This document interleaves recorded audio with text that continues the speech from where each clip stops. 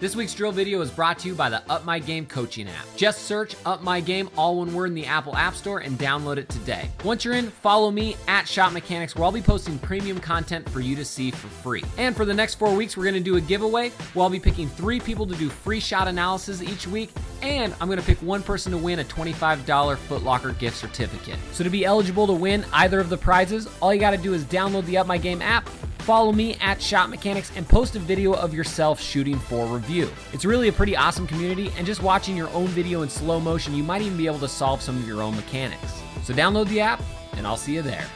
Hey, Coach Colin Castello here with another episode of the Ask Coach C series. Now this week we got a bunch of different topics. We're gonna talk about beating your defender off the dribble. We're gonna talk about what to do if your shot's not falling. And we're gonna talk about how the palm rotation can or can't work for index finger shooters.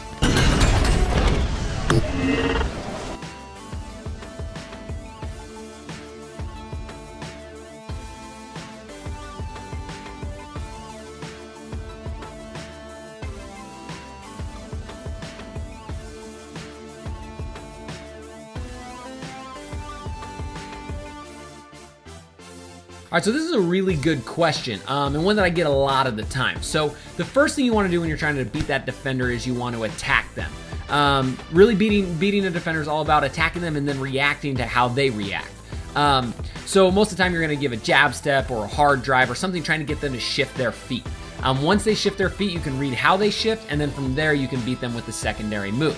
Now what you can do is you can attack them, you can get them to move those feet, and then you can create space with a pullback, a step back, something like that. Again, the more space you create, the more open you're going to get and the more kind of separation that you're going to get from them. So you can attack and then react off of that. You can also, to get away from pressure, you can use some retreat dribble, so you can back it out. I think the drill we put up this week was an escape drill, and that works really, really well. So you can use those retreat dribbles to get away from your defender, create that space, and then you have room to attack coming downhill. But a great question.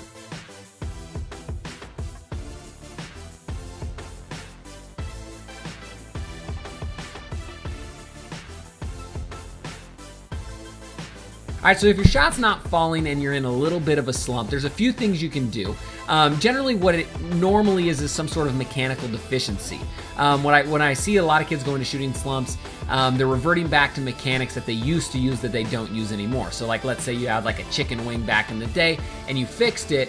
If you're in a shooting slump, maybe that chicken wing's coming back, or maybe it was something with your follow-through that you're fixed, or maybe your release angle's a little bit too low.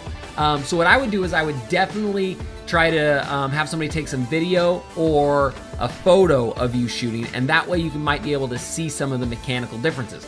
Now, probably one of my favorite things to do is to use the Up My Game app that I just talked about at the start of the show here, and that's a great way that you can film your shot, and then you can go through and you can actually slow it down, break it down, and you can kind of like scrub it back and forth to see really these mechanical deficiencies that you might be having. So that could be a really great thing. Head to Up My Game, the app in the App Store, and then upload a video there, and then you might be able to spot your mechanical differences right away. So try that out.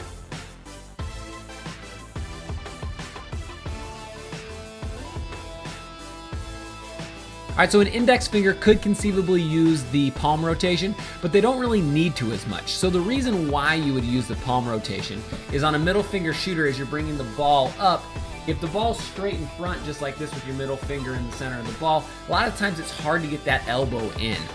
It kind of forces your elbow to come out a little bit, and that's just kind of your natural body biomechanics. So if you're an index finger shooter, generally your hand's shifted over and it's easier to get your elbow in, so it's not as necessary to have to bring the ball up with your hand on the side of it and then rotate around. So it's not necessary for the most part if you're an index finger shooter, but that doesn't mean that it won't work. I've seen some index finger shooters use the palm rotation. It works for some, or it doesn't work for others. So it really is just kind of a case-by-case basis.